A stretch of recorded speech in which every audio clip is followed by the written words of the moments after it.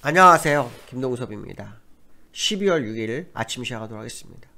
오늘 새벽 끝난 미국 시장은 혼조세로 마감을 했는데요. 미국 시장에서는 고용지표가 나왔죠. 10월 민간 채용 공고라는 게 발표가 됐는데요. 873만 건 정도가 늘었다고 합니다. 전월 대비 약 61만 7천 건이 줄어들면서 둔화세를 보이고 있다라고 하네요.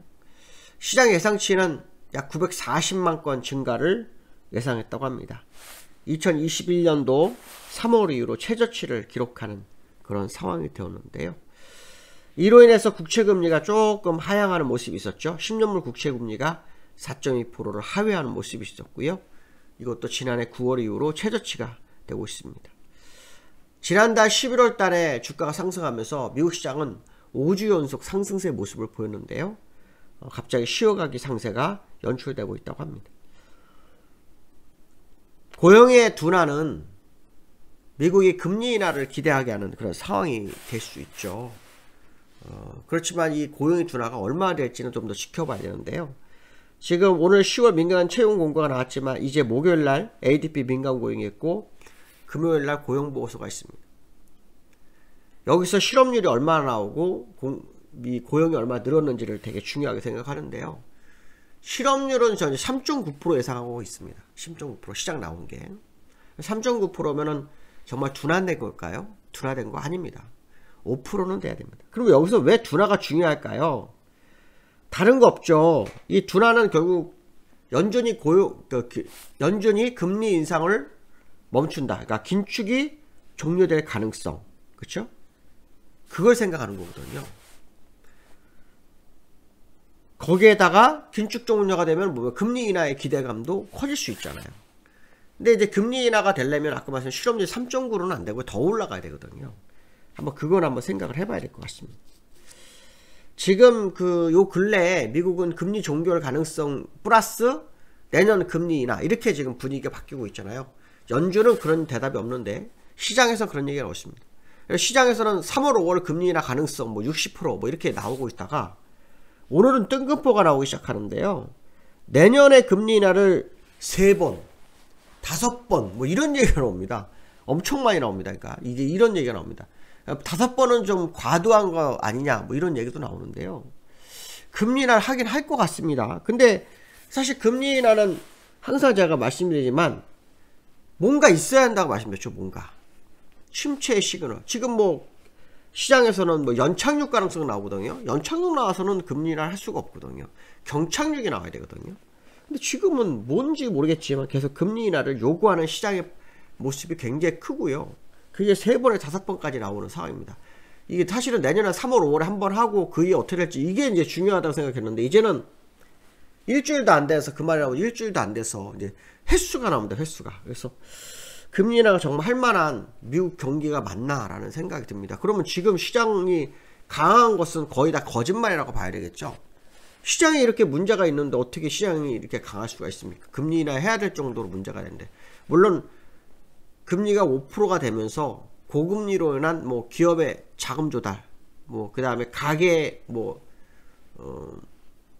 부채 문제 이런 것들이 시장에 영향을 미칠 수는 있을 겁니다. 그렇지만 항상 문제는 이 문제로 인해서 금융의 위기가 오는 부분이 드러나야 되거든요. 근데 그런 부분은 또 없는 아주 특이한 상황입니다. 이런 상황 속에서 또 저크버그라는 사람이 아실 거예요. 메타 주식을 2,400억을 매도했다고 합니다. 메타 주식을. 요즘 대주주들이 주식 파는 게 아주 돌아가면서 팔고 있는 상황이 서서히 나오기 시작했거든요. 시장에 상당히 부담으로 작용하는 그런 상황이 아닐까라고 보여야 될 것 같고요. 오늘 나스닥은 상승했는데 기술주들이 조금 상승 이끌었습니다. 애플이 한 2%, 알파벳 1%, 엔비디아도 한 2% 올랐네요. 테슬라도 1% 올랐습니다. 오늘 국내 시장에 어떤 영향을 미칠지는 봐야 되겠지만 미국 시장의 흐름은 일단 혼조세로 마감했고 기술주들은 약간 상승으로 마감하는 그런 상황이 됐는데요. 자, 미국 시장을 좀 보시면 나스닥은 0.31% 상승, 다우는 0.22% 하락이죠. 차트를 보시면 다우 차트는 여기 안에서 밀리는 모습이 보이시죠? 예. 약간 하락하면서 약간 다시 어제 저점을 깨려가다가 멈춘 상황이고요. 나스닥은 장중한 때 0.7%까지 올랐다가 0.3%로 마감을 했는데요. 21선 지지력 테스트를 좀 보이려고 하네요. 기술적으로는 저항대에 걸렸기 때문에 21선 지지력이 의미가 있을까에 대한 부분이 있는데요. 한 번 더 지켜볼 필요성이 있을 상황입니다. 제가 볼 때는 고점은 다 된 것으로 보이고 마지막 싸움을 하는 과정이 아닐까, 뭐 그런 해석도 해볼 수 있을 것 같습니다. 국채금리를 좀 볼 필요성이 있는데요. 오늘 4.2까지 내려왔습니다. 하반경지수성 부분에서 싸움을 굉장히 많이 하고 있죠. 많이 하고 있습니다. 그래서 이 부분이 또 우리나라 원달러에는 특별히 뭐 영향을 미치지 않은 그런 모습이 있네요. 금 가격이 또 올랐죠. 금 가격이 또 어저께 올랐다고 하는데 약간 밀렸네요. 오늘은요. 밀렸습니다. 근데 갑자기 고점 치고 밀렸거든요. 근데 아직 모릅니다. 금값이 사실은 이게 인플레이션일 때 올랐어야 되는데 인플레이션이 낮아질 때 오르는 것도 아주 특이합니다. 어쨌든 금값이 네 번째 돌파는 확률적으로 가능성이 있죠. 세 번째보다는 네 번째는 가능성이 있습니다. 왜냐하면 세 번째 돌파 실패해도 다시 올라온 거는 그만큼 힘을 비축해서 올랐기 때문에 나타난 현상이기 때문에 돌파가 되는지 한번 지켜볼 필요성이 있겠다, 이렇게 말씀드리고 싶고요. 원달러 내년도 1330원 1380원 뭐 이 얘기 나오는데요. 원달러 국채금리가 하락하면 원달러는 어떻게 됩니까? 내려와야 정상이죠. 원달러는 내려와야 됩니다. 내려와야 되는데 원달러는 지금 1311원에 어저께 마감을 했죠. 본장에서. 여기에서 또 원달러가 오른 걸로 보입니다. 1300 어디까지 갔었냐면 18원 20전까지 갔습니다. 18원 70전까지 갔었고 지금 1312원 70전. 그러니까 어제 종가보다도 올랐습니다. 올랐기 때문에 오늘 본장에서의 환율의 흐름을 좀 보셔야 될 것 같고요. 환율의 월봉으로 보시면 이게 조정이 지금 나올 자리가 아니거든요.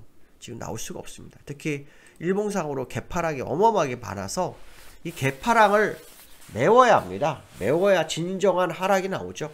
그 전까지는 항상 이렇게 갭을 두고 있으면 무슨 이슈를 터뜨려서라도 원달러 모든 차트는 항상 그 갭까지 가는 경우가 상당히 많습니다. 한번 지켜볼 필요성이 있겠다, 뭐 이런 말씀 드리고 싶고요. 시장 일각에서는 내년도에 1330원에서 1380원을 얘기하는 말이 많네요. 일단은 뭐 밴드는 나쁘지 않은 밴드를 제시한 것 같습니다. 근데 금리가 인하가 되면 또 어떻게 될지 모르죠. 사실 지금 뭐 금리가 더 이상 올라가지 않을 것 같은데도 불구하고 환율이 더 이상 빠지지 않는 거 보면 이것도 특이하고요. 특히 일본에서 금리 인상 가능성이 계속 제기되고 있죠. 얼마 전에 YCC마저도 상향 조정을 해서 국채를 매입할 수 있는 공간을 열어놨기 때문에 실제로 기준금리도 올릴 확률을 좀 열어두고 보시는 게 맞지 않을까. 그게 또 우리나라 시장에는 어떤 영향을 주는지도 봐야 될 것 같습니다. 코스피가 일주일 만에 2,500을 내줬는데요.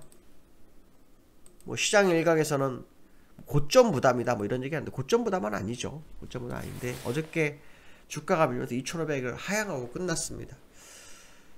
기술적으로 상당히 부담을 주는 그런 자리에 좀 위치해 있는 사실인데요. 사실 어저께보다 그저께가 하락을 했어야 정상이었죠. 근데 그저께 우리나라 시장이 올랐죠. 아시아 시장이 빠지고 또 어제도 아시아 시장이 빠졌는데 우리나라만 굉장히 잘 견디고 있는 상황입니다. 물론 뭐 공매도 금지가 매도보다 매수 우위로를 만들어놨는지 모르겠지만 어쨌든 지금 시장 국내장은 아시아 시장에서 가장 강한 흐름을 보이고 있는 그런 형태를 보이고 있는데요. 뭐 어떤 흐름을 가져오는지 오늘 지켜보셔야 될 것 같습니다. 특히 어저께 삼성전자 어저께 20에서 이탈하고 끝났거든요. 삼성전자 20에서 이탈했기 때문에 여기서 삼성전자가 추가로 하락하지 않은지 봐야 되는데 이 모습으로 봐가지고는 20에서 지지력을 세 번째에서 이탈했기 때문에 삼성전자 회복이 조금 더딜 확률이 높다고 봐야 되겠죠. 추가로 밀릴 소지가 충분히 있는 그런 상황이 아닌가 이런 생각 해봐야 될 것 같습니다. 오늘 여기까지 하겠습니다. 감사합니다.